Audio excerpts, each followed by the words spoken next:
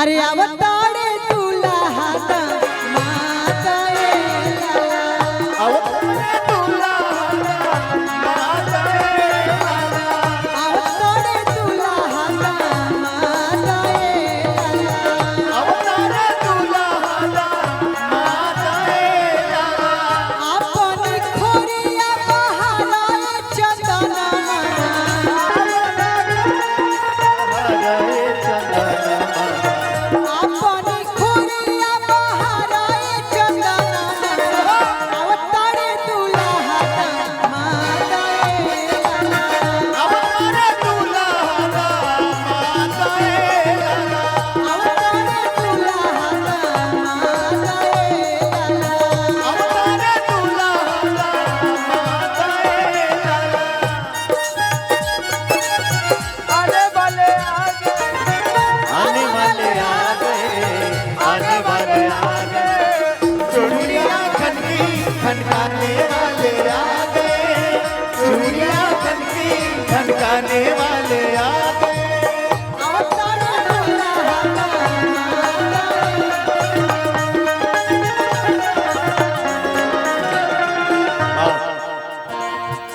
और हमने क्या आदरणीय हाँ यहाँ के बड़े भैया अच्छा ले आए हम सबके बड़े भैया चंदन भैया के बड़े चंदन भैया भैया के बड़े भैया यानी हम सबके बड़े भाई संजय भैया इधर इधर सुनिए। खत्म हो गया ये जो ये पैसा है ना, ये भैया का पैसा नहीं है, प्रेम है। मैं एक ही बात कहूंगा कि संजय भैया आपका ये तोहफा भूल ना पाऊंगा शेखर भाई और दीवाना हूं मैं आपका परिवार का दोबारा लौटाऊंगा।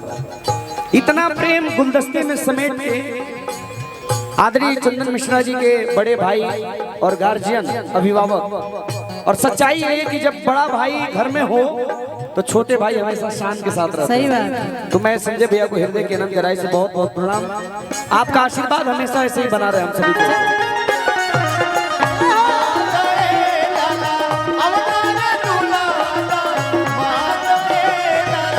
खाए के मांगे दुल्हा पूरी मिठाई जी खाए के मांगे दुल्हा पूरी मिठाई जी पीने को मांगे ठंडा पानी ए लाला पीने को मांगे ठंडा पानी ए लाला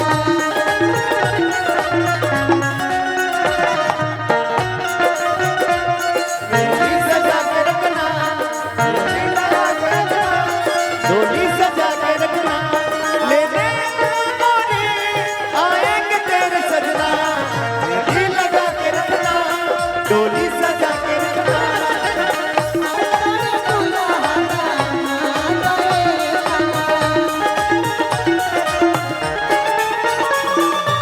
और जब दुल्हे राजा जी आगे बने तो वहाँ के स्वागत में आज ये कि पूरा गांव के लोग लागल बा। अच्छा आज दुई आदमी के पूछो दुई आदमी के मांग बा खाली दुल्हा दुल्हन ओकरा बाद केहू कतनो सुंदर लागे कोनो मतलब नहीं के ए भाई बाराती कैसे बैठे के मांगे दुल्हा पे जया कुर्सी हो बैठे के मांगे दुल्हा पे जया कुर्सी हो लड़ने को मांगे मांगे नाना ए लाला लड़ने को मांगे मांगे नाना ए लाला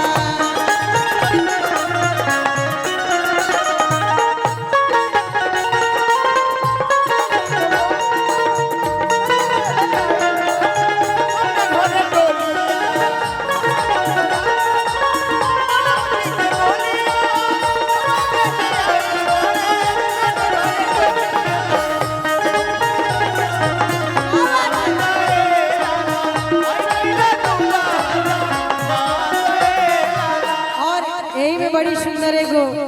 लाइन बा ऐसे कि जोड़िया बनल रहे भैया कि जोड़िया बनल रहे दुल्हा दुल्हन के। अच्छा समधी जी कहाँ बनी? समधी जी भैया हुए न लड़का के पार्टी के तो पते देखे चलत कि केहू बटलो बाई जा अच्छा बाराती कहाँ बन जाए हाथ में उठाई देता सब घराती हैं जा बाराती के हुआइलो बा दुल्हा के संगे समधि जी कहाँ बानी समधि जी भैया लजात नहीं लो बेटा बियाह करे में लजात नहीं ना बोलाई समझे जी कि जोड़िया बनल रहे दुल्हा दुल्हीन के अरे समधि समधीन के हमने के तो समझी जी दुनिया देखता है बरतिया को जना मालदार नहीं घन लो हमने के कोनो लुका के रहे वाला है जा हमने के लड़की वाला है जा लेकिन लड़का वाला के लोग दबा देवे के हां बरतिया लोग आ समझी जी अगर लजात नहीं तुम करे के हमने के सुंदर सुंदर भजन भी सुनावे के समझी जी है ना कि जोड़िया बनल रहे दुल्हा दुल्हीन के जोड़िया बनल रहे दुल्हा दुल्हीन के समधि समधीन के बनल रहे जोड़िया बनल रहे दुल्हा दुल्हीन के समधि समधीन के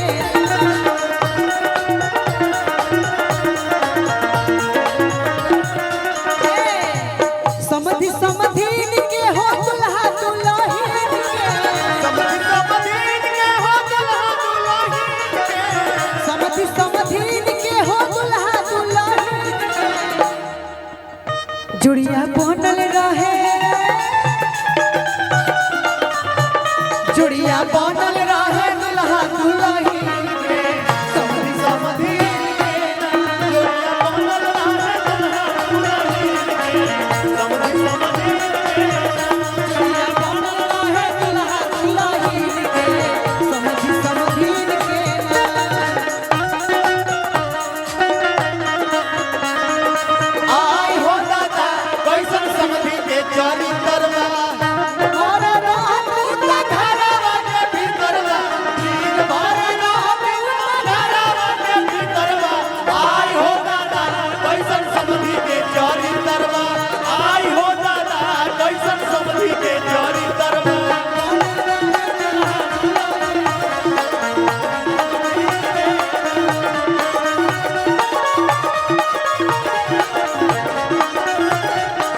बड़ी प्यारा साउंड वाले के चाहे तो तनी भोकल लेकर उठाई चाहे कुछ जो नहीं अपना हिसाब से मंच पे आके सुन ले आए करे के तनी बढ़ाई भैया मेन माई के दोनों के भोकल उठा नागेंद्र भैया पता चला कि समझी जी लाजात नहीं लजाता नहीं तो समझी जी बानी के रे खाली ही तो बता दी अरे ये तो तू खोराक दवाई बना के भेजवाई ना अच्छा नहीं कि समझी सुनत तो समझी जी के एगो सुंदर भजन कैसे भैया हां ए रुको चंदन भैया समझी जी के नाम का ये ले जय जय नाम याद करे लग नहीं रहता तो लौक जैसे जेकरा मन रही कि बेटा के बियाह करे आई बनी उ खुद है जे लौक जाए सामने आदरणीय श्री रमेश दुबे जी सुरेश दुबे जी समझी जी जहां भी बानी रमेश दुबे जी कि काहे रमेश भेड़ुआ सुरेश जी कहते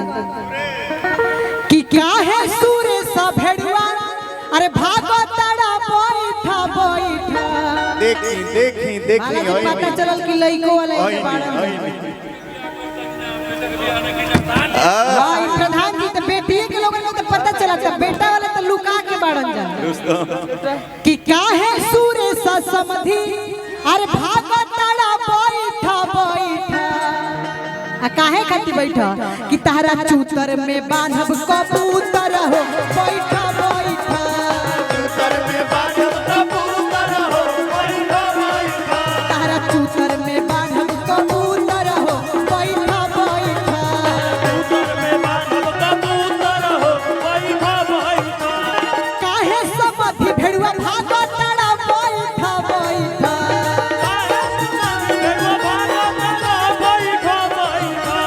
काहे सुरेश भेड़ुआ भागो तड़ा बैठा बैठा समधि जी रंगदार इतना निमन समधि पहले बने हम चंदन भैया के अरे 500 भर करो कहते बका करो। देखिए 500 देनी है 4000 रुपये बेटिया के तरफ से गाड़ी गवाई आपके कि काहे सूर्य सा भेड़ुआ भागो तड़ा बैठा बैठा काहे सूरज बनवा भागो तारा बैठो बैठो काहे समाधि भेड़ुआ भागो तड़ा बैठा बैठा। अरे भैने ब्राह्मण तमाम होला आज बेटी के तो छोड़ी ना भैने के बियाह करे तो ओकर दिल कितना बड़ा होखी ई कहे के पड़ी लइका वाला बेटा बनला से होई बनला से ना होई दिखावे के पड़े पावर यहीं से शुरू होला है खत्म